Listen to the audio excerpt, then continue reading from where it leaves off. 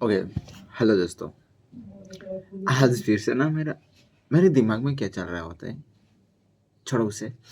तो आज डे 176 मैं गलत ना हूँ तो। ओके। एंड टुडे मेरी जो रीडिंग है, आज भी अभी मैं 11 रात के 11:30 बज रहे हैं एंड अभी मुझे याद आ रहा है कि मुझे कोई पढ़ना था। तो आज मैं पढ़ने वाला हूँ श्लोक नंबर 7, 8 के बारे में। ये 2 श्लोक बचे हैं एंड ऑलरेडी मैंने 6 श्लोक पढ़ चुका हूँ। तो लास्ट वीडियो में मैं बात किया था श्लोक नंबर 3, 4 एंड 5 के बारे में। ओके।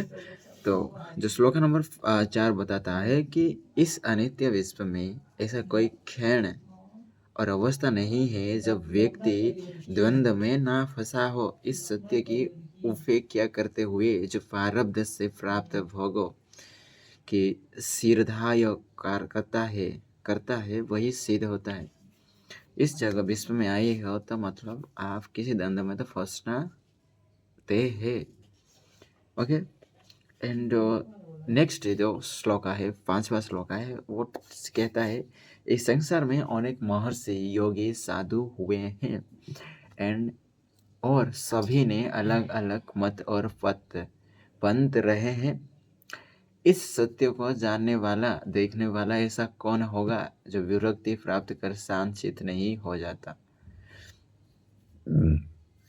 ओके। इस संसार में बहुत सारे लोग आए हैं एंड चले गए हैं भी एंड कुछ महर्षि योगी वो अपना अपना मत जीवन के बारे में रख के चले गए हैं।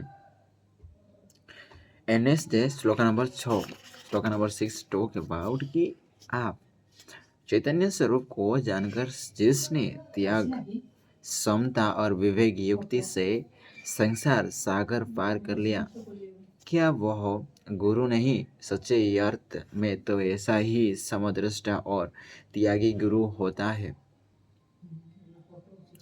ये था श्लोक नंबर 6 के बारे में। तो without wasting any time I would like to मैं स्टार्ट करना चाहता हूँ। तो आज का जो मेरा पहला श्लोक है वो है 7। तो पश्य भूत विकारस्तत्व भूतमात्रं यथार्थतः तत्क्षणाद् वंदा निर्मुक्तः स्वरूपस्थ भविष्यसि। सामान्य अर्थ की मैं जो बात करूं तो जो ज्ञानी पुरुष पंचभूत और विकारों को उनके यथार्थ रूप में देखता है अर्थात उनकी नश्वरता का पर विश्वास करता है, वह उसी क्षण सभी बंधनों से मुक्त हो जाता है। मतलब जो पंचभूत हमें तो पता है ना, हमारे शरीर हमारे जितने भी दुनिया है वो पंचभूत से ही बना है। इन जो पंचभूतों का रियलिटी देख सकता है वो इस क्षण सभी बंधनों से मुक्त हो जाता है। एंड विशेष विवेचना की मैं बात करूँ, मानव की क्या दुर्बलताएं हैं। देह चित्त इंद्रियों के विकारों से उत्पन्न लालसाएं कामनाएं ही बेविकार हैं जो दुर्बलता को बढ़ाते हैं। मानव ने देह सुख को प्राथमिकता दी है, इंद्रियों ने आनंद की शरण ली, चित्त उन सबका मुखिया है जो कामनाओं के बेग से टाठे मारता है। देह पंचभूत से बनी है जो नाशवान है, जिसका अस्तित्व स्थायी नहीं है। वो कामनाओं लालसाओं का पोषण करता रहे, उन्हें वैदिक सुख सुहाते हैं। वह देह को सुख देने के लिए प्रयास करता है, उन्हें वैदिक सुख सुहाते हैं एंड वह देह सुख देने के लिए प्रयास करता है। छल कपट आदि नाना प्रकार के पाप कर्म करता है।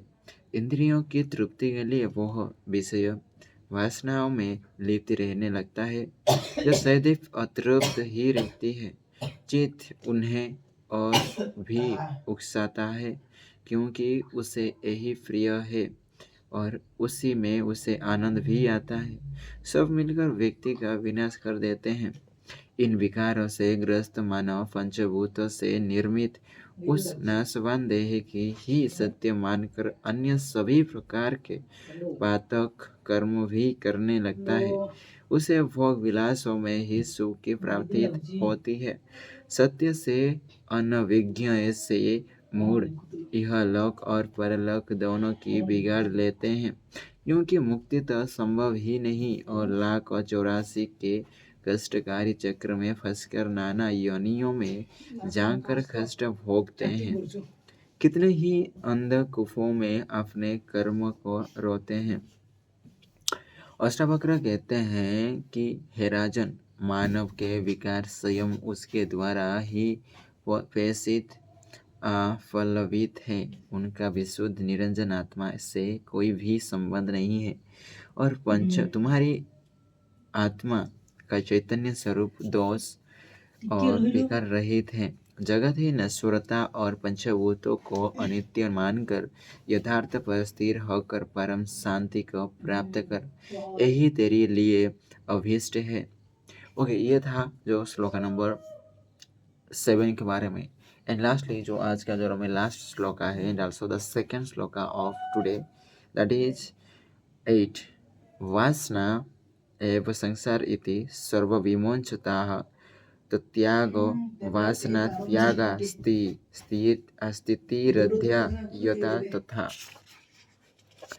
ओके, इस श्लोक का जो मैं सामान्य औरतों की भी बात करूँ तो जगत वासनामय है, ऐसा निश्चय करके वासनाओं से मुक्त होकर विकार रहित हो जाओ।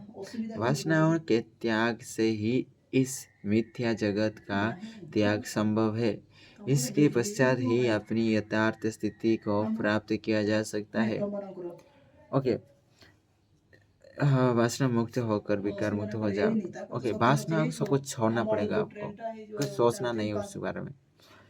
ओके, एंड विशेष विवेचना की मैं बात करूँ तो जीव सृष्टि और इस सृष्टि अथवा आत्मा सृष्टि में से जीव सृष्टि ही दयनीयता को प्राप्त है, क्योंकि जीव ने अपनी सृष्टि में इतनी मलिनता और अनैतिकता भर रखी है कि उसे मिथ्या तक कह दिया गया है।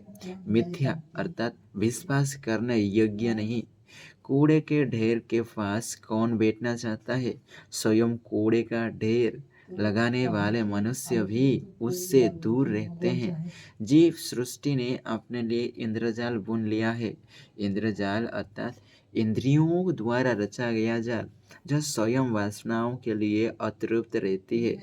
जितना भी वासनाओं की पूर्ति करो, उतनी ही वेग से वे पुनः जागृत रहती हैं, आवेग से उठती हैं और क्षण भर में समाप्त हो जाती हैं, फिर और फिर उठती रहती है।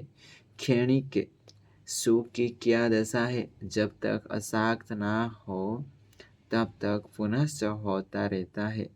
अष्टावक्र कह रहे हैं कि वासना का पूर्ण त्याग करके ही कोई स्थिर मना हो सकता है।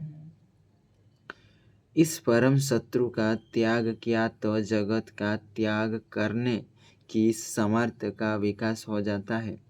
आत्मा ज्ञानी ऐसा ही करके स्थिर प्रज्ञ, स्थिर चित्त और अद्वैत प्रिय होता है।